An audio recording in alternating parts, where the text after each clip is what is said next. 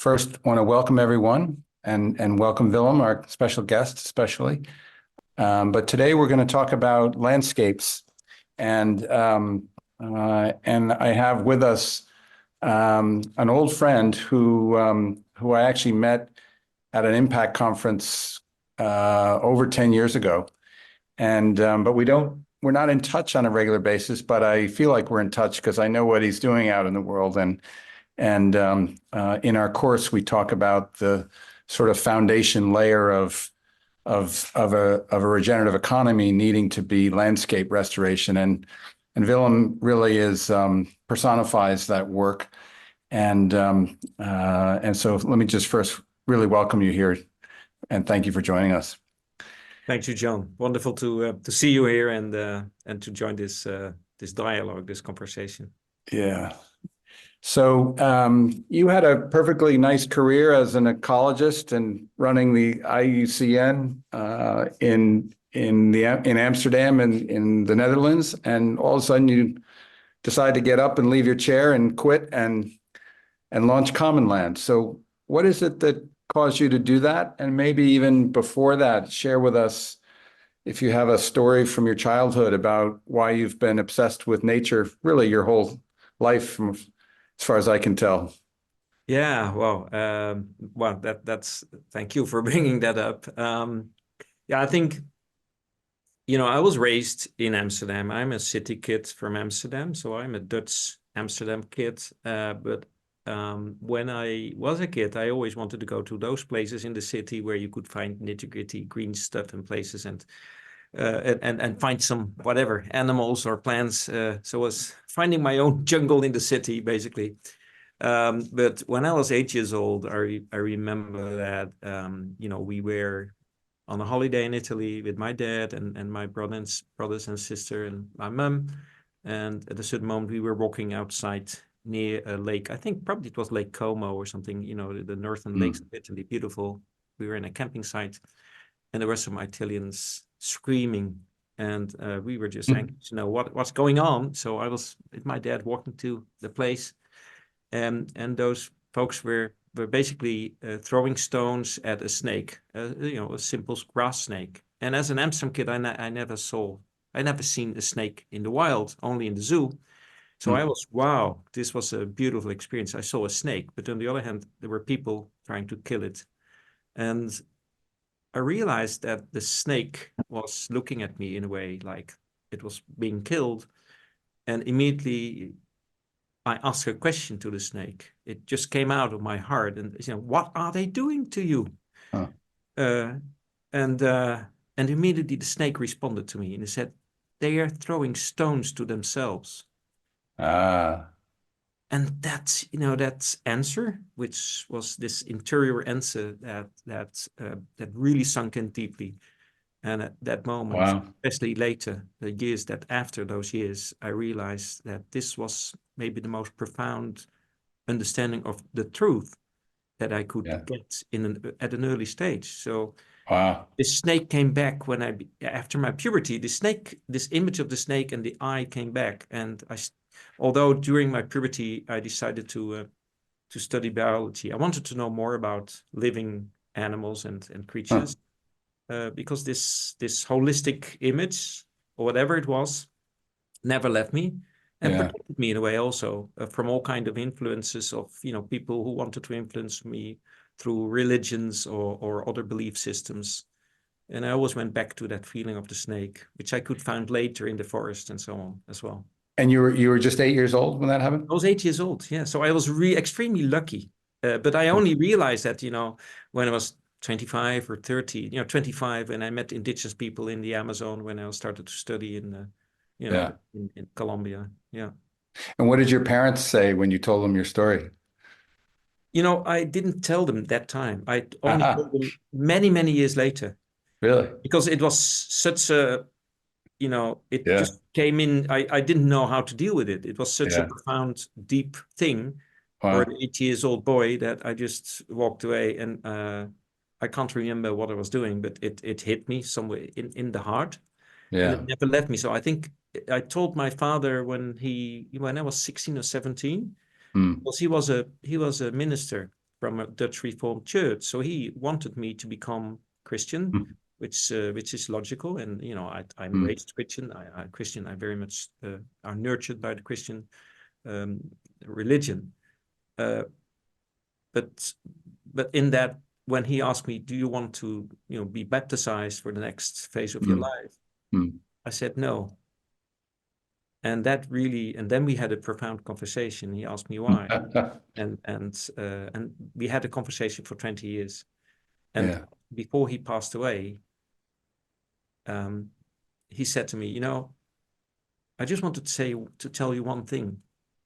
I'm a missionary, but I think you are one as well. But at the end, it's all about the same thing." Mm. That was wonderful. Yeah, Beautiful. yeah. Beautiful. That's my snake story. Yeah. It's a good snake story. I have a whale story, but I'll save it for another day. Oh, well, okay. Yeah. But what reminds me though, your story reminds me, I often say that in the future we will realize that what we've been doing is no different than biting off our own hands. Same kind of what we're doing to the planet is as if we were biting off our own fingers. Mm. So let's move from the well, actually, I didn't give you a chance to answer the second story. So you became an ecologist. Oh. You worked in one of the leading environmental organizations on the planet, and at, I don't know, age roughly 50, you decide to get up and walk out the door. What drove you to do that decision? Yeah, that's the whole process, of course. But I had a wonderful, career or whatever you call it in IUCN. I was at the age of 35, I could lead a grants facility with public funding from the Dutch government. I could spend millions per year for tropical rainforest conservation projects. Then I moved to the position of director of IUCN Netherlands, and I could build out the organization, help to establish a long-term dialogue series with CEOs on the importance of conservation and biodiversity. That was with McKinsey and Egon Zehnder and all those, and a lot of big corporations, first in the Netherlands, then in Switzerland and India and Brazil, and that was all wonderful work. Also spending money for public, for the public good, working with a lot of NGOs all over the place, especially in the tropics. But at a certain moment, there's one moment which was important for me. That was when IUCN and others coined the ecosystem approach in 2000, which was 24 years ago. And that approach, which was consisted of 12 beautiful principles, how to work with ecosystems basically as a human being, and using all the knowledge, etc. Very holistic. 12 principles, very scientific based. And I thought, wow, this is so important. This is actually what it's all about. Here the snake came back, you could say. But then very well articulated in those 12 principles. It was endorsed by the UN Convention on Biological Diversity in 2000, COP5. At that time, we have COP16 the end of this year in Cali, in Colombia. And that never left me, the ecosystem approach. So yeah. When, having been working in the field for so many years, supporting NGOs, working with NGOs, also having lived in Latin America for quite a while with poor farmers and so on at the agriculture frontier, in 2012, I realized I want to make the ecosystem approach practical, which was a crazy idea, of course, because but it's what's shocking to me as a, non-ecologist, former banker, is why the ecosystem approach was so novel so recently. Like how is that possible? What was it before there was an ecosystem approach? Before you had great, there's so many great organizations, conservation organizations in the world that have been working on this, and great publications. Caring for the Earth in 1992. In 1980, we had the World Conservation Strategy coined by IUCN and WWF and UNEP and so on. So actually, there was nothing new under the sun. But most of these strategies are very theoretical, and of course, perfect and policy minded, and from a policy perspective, very good. But at a certain moment, I just realized there is no language that can bring stakeholders together at a landscape scale. There's one big chaos, and I did it several times. I attempted several times to bring big corporations, CEOs, managers, the finance people, and farmers and conservationists together around the table. I did it for 10 years. Every quarter we had those kind of meetings, and they just did not understand each other. There was a lack of understanding of let's say top-down institutes of what was happening on the ground. And there was a lack of understanding of policies of on-the-ground actors on what's happening up the ground. So there was no common narrative. And there was a lack of understanding of what ecology and biodiversity meant. Most people were not educated in that, and especially very clever people in the institutes and the corporate world were just nothing. They had no idea what ecology is and what biodiversity really means, and what it is to grow a tree over a few decades. Planting trees is easy, but growing trees is extremely difficult. Yeah, and we still don't in the business world. I mean, if you think about it, the science of ecology is brand new compared to the other sciences, and how many people who go into business have even taken an ecology class, and yet, it's not something you can just pick up on the fly. You actually have to understand a radically different approach to seeing the world. It's one of the reasons that we've started this course, is because I think it's some really fundamental basics are required before you can even engage in an intelligent conversation about, quote unquote, the problems that we're trying to solve. So, so you left your day job. Your wife must have been banging you on the head. Nervous, and you launched into this entrepreneurial career, creating not just a company but an entire new industry. Well, I don't know, but yeah. So tell us about the origin story of Commonland, maybe. No, yeah. So actually I became a bit ill at the end of my career at IUCN. So I needed to listen to my body, and my body told me it's time to do the thing. Although I didn't know what it was. Of course, rational, I knew that I needed to have time to sort things out. So indeed, I left IUCN, was there for 1 year, without a job and trying to sort things out, travel a lot, interview farmers and people in Wall Street, as well as in Frankfurt, in Amsterdam, in London, in the finance world. Wrote a book, a first booklet, a second booklet, and then thought, okay, let's do it. But where and how? And, the big NGOs, I could do it from there, but I realized that if I join a big NGO like WWF again or IUCN, it would be very difficult to sort things out because you're framed into an institute. So I needed to find a way of doing it, and basically we're able to raise funds to build an organization and start doing it and hire good people. And that's what we do. Build proof of concept. Basically. So give us a tangible, concrete example. I know you've got, I don't know, 20 or so projects now running, but just tell us about maybe your favorite one that's been underway for a while, so you're starting to see some results. Just give us some tangible understanding. Yeah. Okay. So I wrote down this 4 returns framework and published it, and I can tell you more about it later if you want. Say it again, the 4 returns. Yes, right. So that is the 4 returns framework of holistic landscape restoration. And basically the idea was, if you find some common words that everyone understands and relate that to a landscape, you can create a shared vision in a landscape and then do it. So there are a few components that are very important here. One is the wording. Each degraded landscape, and a landscape is like 100,000 hectares or more. So let's say the size of Luxembourg or more. If you look at a landscape very carefully and bring it down to the essence, you see 4 losses. You see a loss of biodiversity. You see a loss of financial income. You see a loss of communities because people are leaving and abandon the land. And maybe the most important one is that you see a loss of purpose with those people. They have lost their purpose and pride. So that means that if you have a degraded landscape characterized by 4 losses, a restored landscape is characterized by 4 returns. And the word return is a word that everyone knows.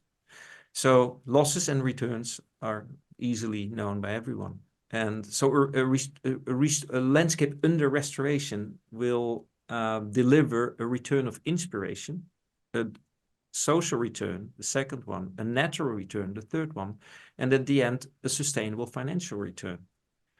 So you have 4 returns of impact. And if you realize those 4 returns of impact, the risks will go down. And risks is something that everyone knows as well. And the security will go up. Security for soil health, security, but also water security, all those things that are now very much in the picture, because if you look in the adaptation agendas, all the risks will go up everywhere, thanks also to climate change. But, right. So those landscapes are less resilient. So you build a resilient landscape. Another characteristic is, and that is the opposite of project funding, is that we need to think long term. Mm-hmm. So I immediately said to myself, I want only to work with people who understand that this takes at least 20 years, and that is the bare minimum. So that was the second thing. The third thing is most people who live in those landscapes, like we all live in landscapes, whether we are in cities or in the rural areas, most people don't understand what the ecology is. So we need to simplify that. And what I did is that, that I realized that every landscape should have a balance between a natural zone, where you have protected areas or areas that should be protected, and where you need to connect the protected areas with corridors, ecological corridors, whether that's a watershed or an elephant corridor, you name it. That is number one, so the natural zone. The second thing is you need to make sure that as much as possible, the monoculture chemical ag industry or land is gradually replaced by a more regenerative system, where you combine productivity and biodiversity. And I call that the combined zone. In most places, it does not exist yet, but it's growing. So the combined zone is characterized by regenerative ag, by agroforestry systems, by rotational grazing, like the Savory Institute, while the natural zone is mostly about corridors, rewilding, and protection. And then you have the third zone. And the third zone is about where people live, where you have infrastructure, where you have fabrics, cities, roads, etc. And I call that the economic zone. And the beautiful thing is that people resonate to those zones and then can create maps. How is it now in this landscape, and where should it go to, let's say in 20, 30, 40 years? And that's where the new projects can be implemented to make that happen. Beautiful. And the landscapes are I'm sure have fuzzy borders, but they're, if I understand correctly, they're defined not by some human with a map, but by the natural ecology of that place. And so we need to start with the natural ecology of place rather than a human desire to impose. Exactly. So over time we have developed 5 process steps to make this happen. So I can explain more about it in a second. But yes, that is exactly the point. So if you ask me what is one of your favorite, there are many places where we work now, but one of the places where we started to work is just not too far away from where you are now in Sevilla. It is it's an area in between Granada and Murcia in southern. I actually remember that. That was, I think, one of your first 2 places, right? Yeah. And in South Africa and Australia, we work in the Netherlands as well, around Amsterdam, which is a very heavily degraded area. But we also work in Ireland, in India, and many other places. Is anywhere not like, if you were to take a map, before I ask you to let you answer about the specific, I mean, if in your perception, if you were to look at the entire globe, I've seen in your work there, I think you mentioned that 40% of the land is degraded, but isn't it actually, depending on how you define degraded, I mean, isn't everywhere pretty much degraded? Yes. Some places are more degraded. It is all about definitions, of Yeah. course. So if you, the definition of degradation is difficult, because Yeah. Yeah. over time, are we, what's the baseline? Is that 1,000 years Right. ago, or Right. the beginning of the Holocene? What is it? Yeah. Or just a few hundred years ago. But I think where the ecological functionality is under stress, with the result that a system might collapse, moving into a different system, that and resilience of that landscape is going down, also for people, but also especially for biodiversity, and thus also for people. That is more or less what is happening. According to UNEP and others, and the UNCCD, the United Nations Desertification Convention, it's more or less 40 to 50% of the planet land mass is heavily degraded. Sorry. Yeah. But also, if I talk about landscape, I also mean seascapes. Okay. It's a But lot of would they count the urban areas as being almost by urban definition areas degraded? are part of landscapes, and Yeah. it's difficult to say because urban areas some of the urban areas may have more biodiversity now than the agricultural lands, which is a chemical Yeah. land that Which are surrounds. dead. Yeah. So it is just cities are part of a landscape, but they are disconnected from the landscape quite often because of the footprints of the countries where they are in. Yeah. And the whole trade system that is behind that. Yeah. Yeah. Okay, so talk about one project just to give people an idea of what you started with, where you are, and where you see it going. No, so I can talk about Spain, which is just because you're in Spain, it might be easier to understand it for you. So Spain is a heavily degraded country. A lot of deforestation that already happened, centuries ago when the Romans came in there. They have a problem with water, especially now, but they always have a problem with water. And in the place where we started to work in 2014 is an area 1 million hectares. So that is like 5 times the size of Luxembourg, 4 times maybe. So it's big, quarter of the Netherlands. It is altiplano. It's a high plain of more or less 1,000 meters. You have it's one of the hotspots of rain-fed almonds, but it's very degraded, and the management of the land use system is it's not very positive. It's not sustainable. 4 protected areas, and we started in 2014. We were brought in, or actually, I was brought in with 2 colleagues, a Spanish colleague and a Dutch colleague, because we just started with this 4 turns approach by the organic movement in Spain. They said you should talk to those people. Those farmers are in crisis, and they might need your help. So start talking to them. So we started to have a meeting with them. For a few days, we brought 30 people together, or they brought 30 people together, and we went through what we call a theory U process. We used the theory U. Oh, yeah. Otto Scharmer's work. Otto Scharmer, yeah, exactly. Beautiful. So we worked with that great methodology. And we told them, we asked him to dream. What is the dream for your landscape? And what is the size of the landscape? And of course, we already figured out more or less the size of the altiplano, because it's one unity, you could say, with two watersheds, one culture, one agriculture culture, and one ecosystem, more or less. And they shared their dream. And then we said, can you share this dream in this language? And they said, at the end, they said, wow, this language finally helps us to explain what we want to do. We never could explain what we wanted to do. And this language with the returns and the zoning and the time.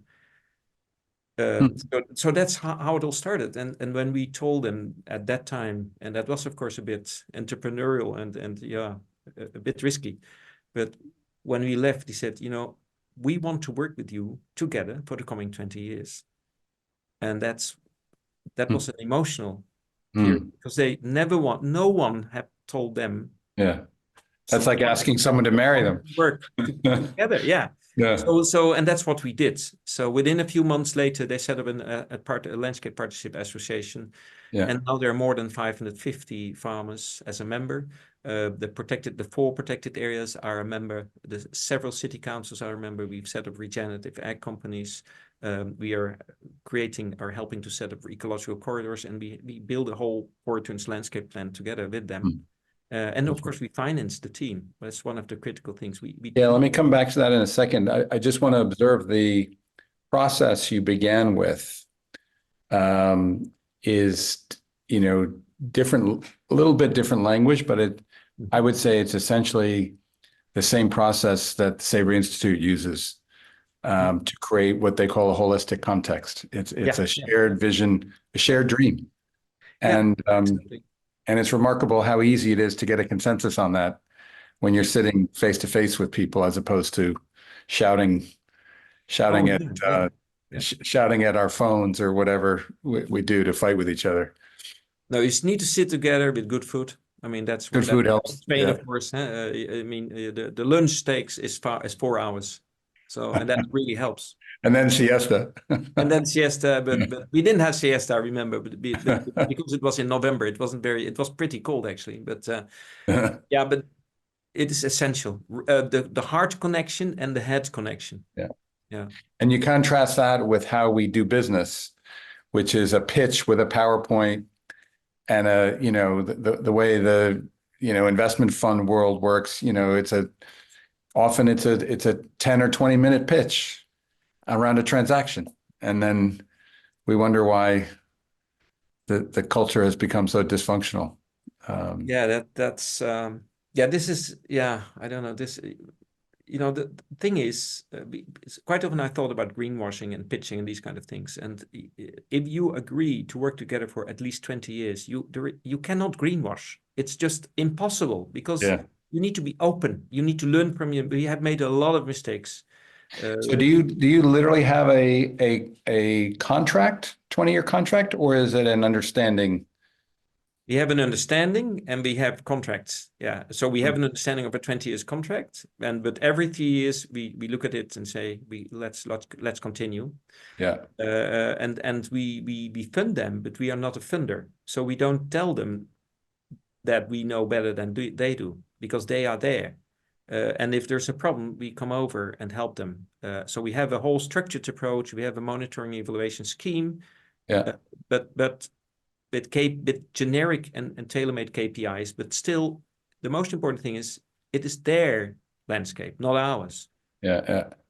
So you go raise some money and assemble a team, and at the beginning, I'm sure it's philanthropy type money.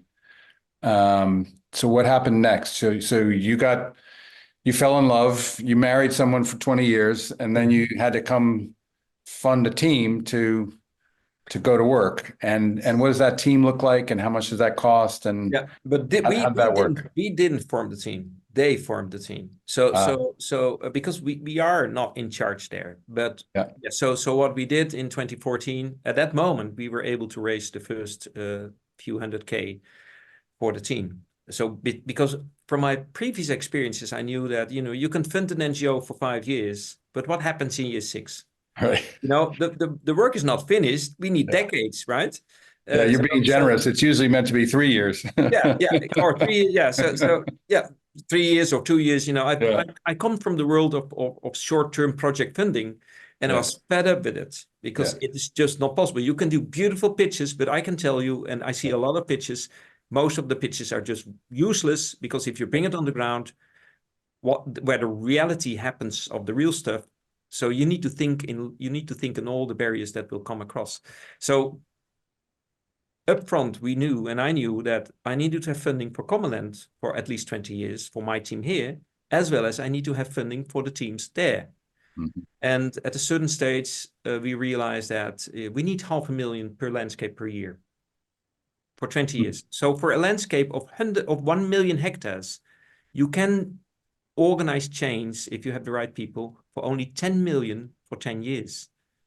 And that is not the funding of all the big projects that you need to do, and the planting trees or the conservation, or moving from region ag with 1,000 farmers towards region ag projects and so on.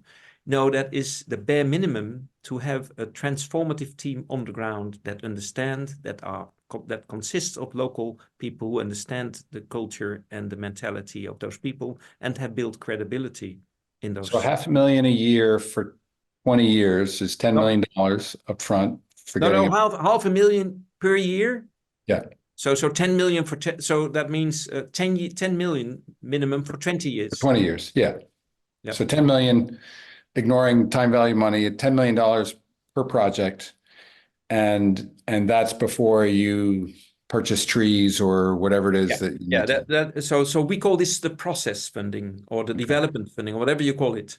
And so going back to 30,000 feet, in your how you envision this industry, can you kind of extrapolate and say, well, there's 1,000 landscapes that are critical that would be the first tier of this industry, and so it's 1,000 times 10 million? That would already be wonderful, of course. But how do you think about it? There's no return on investment here. There's no return on investment, no guarantee on return on investment. The only guarantee you can have is that your risks will go down for companies or governments that will participate. But this is if we had half a brain, this is what we would be doing, period. Forget about where the money comes from. I'm just trying to put a number on it. Is it 1,000 times 10 million, or is it 10,000 times 10 million? Let's say it is 1,000 times 10 million for the process. But if I bring it back to the case of Spain, an area as big as that area will probably need $2 or $3 billion or euros investment. Just in Spain. For 10 years, only that area. If you look at the annual budget of a province, in the Netherlands or in Spain, that is already much more. The annual budget of a province in the Netherlands is definitely a few billion. So if you really look into what do you need to kickstart and regenerate a large degraded landscape, you need to have the right people. You need to have long-term process funding for at least 20 years to have a motor in sight of that area, and then find the right resources, whether that is carbon funding, watershed funding, business non-use, regenerative businesses funding, or loans or impact investment, whatever, and public funding. And if you combine it all, it's probably maybe 500 mil or a billion that you need in a few years which will add it up to per landscape. Yeah. So if you talk about numbers, add let's say add $1 billion per landscape for 20 years minimum. And how many landscapes are there? I have no way to. This is all a definition question. Yeah. But roughly, is it hundreds or thousands? Okay, let's talk about numbers. If we say that the 40% of the land mass is degraded, that is double the size of the US. Let's say a billion hectares. The size of China and the US is more or less the same. So it's 2 billion hectares. So if you have 2 billion hectares and each landscape is 100,000 hectares, you can make the calculation. Only with a calculator. Yeah, I mean you're a banker, so you can do the. Yeah, but I've lost. My brain doesn't do numbers. And then you compare to the risk that will go down. Right. That's the key. Then it's nothing. It's just nothing, and it's all that's I think the agenda of climate change. The bottom line is it's a giant number and it's nothing in the scheme of big things. What we spend money on. Yeah, I'd say the difference between the Savory's approach, and I noticed Daniela is on, so she can chime in if she disagrees with this, but they've, I would say, chosen to focus first on the I forget what you called the part that's already being commercially engaged. The monocle, the land use zone, the combined land use zone, because there's a business model there. So they would I think they would say their approach allows you to get going around the economic engine that exists without the kind of numbers that you're talking about. But they don't have the ability to create that kind of buy-in across, the whole ecosystem. And they're working in one type of landscape, so it in a sense makes it easier, perhaps. Yeah, but You got to deal with the cities and yeah. No, yeah, a lot more stakeholders. the thing is, so the intention was to use a narrative and a framework that everyone could use. So if you want to build an industry, and maybe I was really crazy when I started to think about it, but I was just, if we want to build an ecosystem restoration or a landscape restoration industry, we need to have a kind of an Intel insight that everyone knows you can rely upon this. This is the basic process, thing, yeah. the process and the KPIs and so on. And that was my intention to sort that out and to find a narrative and a language that people could understand from the different parts. And then, we set up Commonland to find out, can we test this?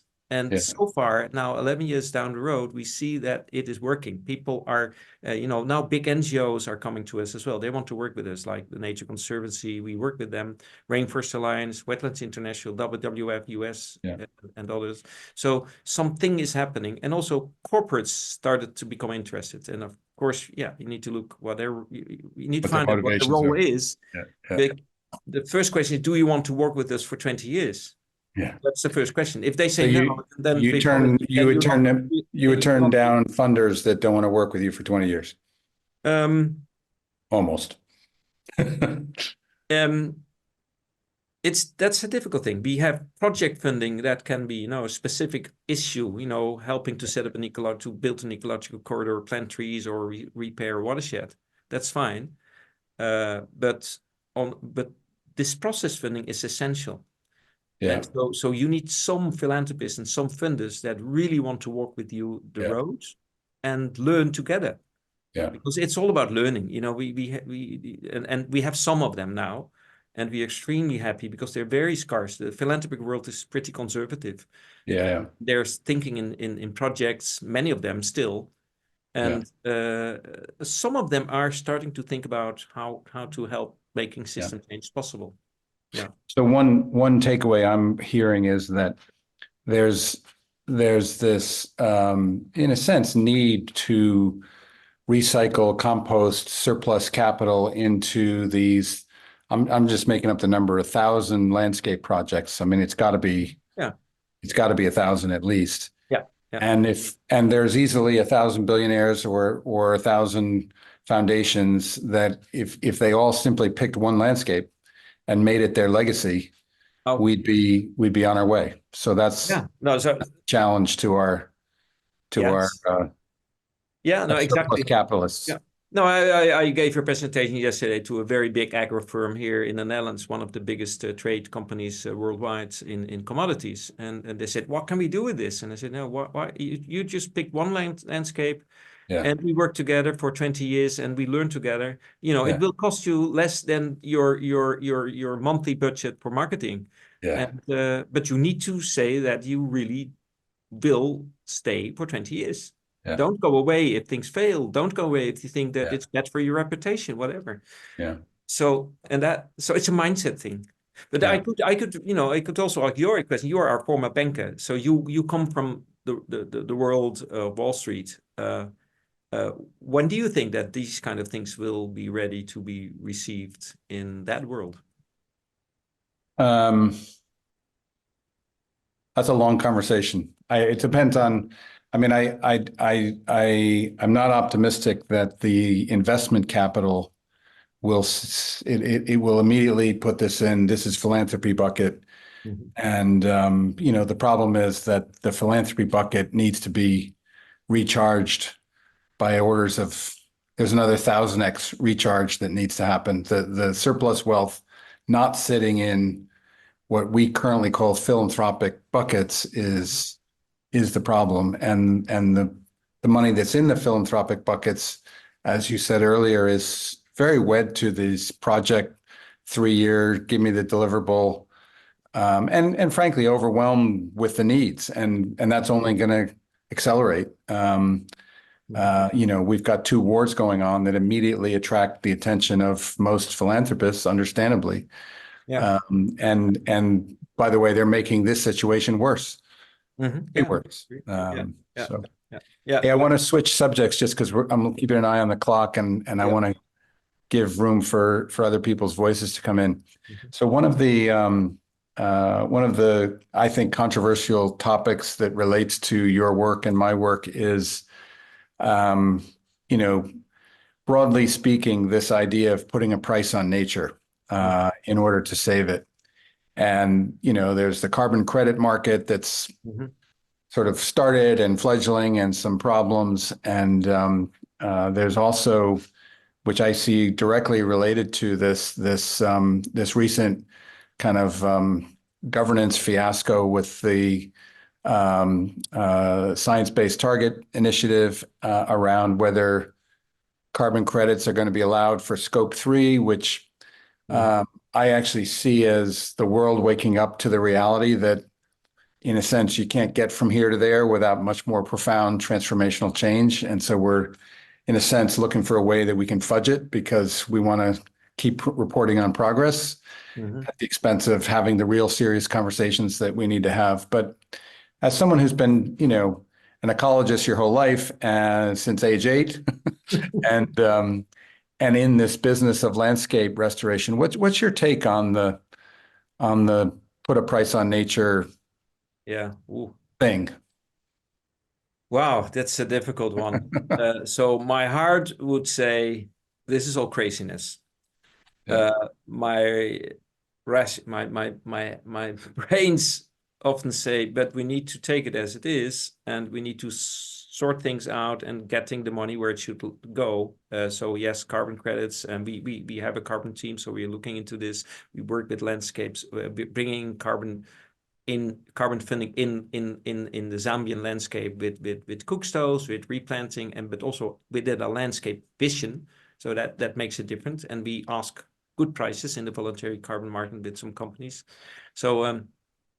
So we are learning there. It's basically learning, and we see it is really working. So it you can have an access to market, which is important because there's no market. There are no biodiversity credits.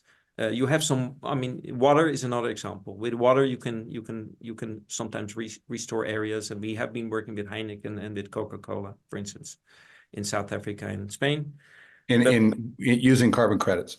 No, Oh, water benefits. I So see. Yeah. restoring water catchments, and they will give us a grant to restore it, basically. So it's kind of an exchange. Yeah.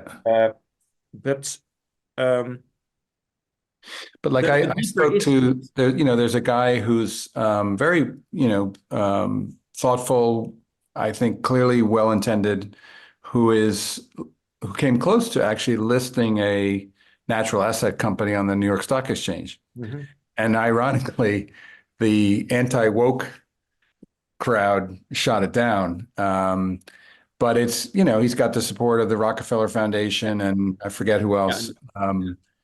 And again, he is absolutely not a cowboy. No, I'm not sure if he had an experience with a snake, but he definitely cares. no, And but yet I told him to me, I think about this as, do we want to bring, so-called nature into our market-based system, or do we need to rethink the whole structure of the institutions that govern our life on this planet? And I think the answer to that is clearly yes, we do. The only reason we would consider doing this is we're panicking because it's running out of control. But just think about the brain damage, mental energy, resources that will go into, monitoring and measuring and KPIing and going oh back yeah, and yeah, yeah. checking and when we're not dealing with the real issue, which is we need an institution of the commons to protect the commons. Exactly. Yeah. I'm fully with you. But meanwhile, we need to do something. And those examples you mentioned, biodiversity credits, carbon credits, water credits, whatever you call them, Yeah, are needed in this transformative phase. But we need to be careful because there's still a lot of cowboys there around and pirates and whatever you call, or right, sharks, whatever you call them. So for me, the only thing is, will it work in the field? Will the benefits go directly to the right people doing the right right. stuff? with the Right. right science behind it and the long-term thinking behind it. If it's short-term, you run Right. into greenwashing stuff and all all those things, and you will disappoint a lot of people. And that is, it's really sad if you have failed carbon projects. If you Right. see what it does with farmers or with local indigenous people, it really, we need to work on trust building. Yeah. Trust building is the essence, I think, of long-term commitment. Yeah. You said 20 years is a marriage, but 20 years marriage is hard work. I know it because I'm married for 24 years now, but I know my wife for much longer. And I'm coming up on 40. I can tell you it's yeah. Oh wow, yeah. not So, quite, but getting there. yeah. So the trust is super important, and so quite often people ask me, what kind of currency do you work with? And I think we work with the currency of trust, which is tough.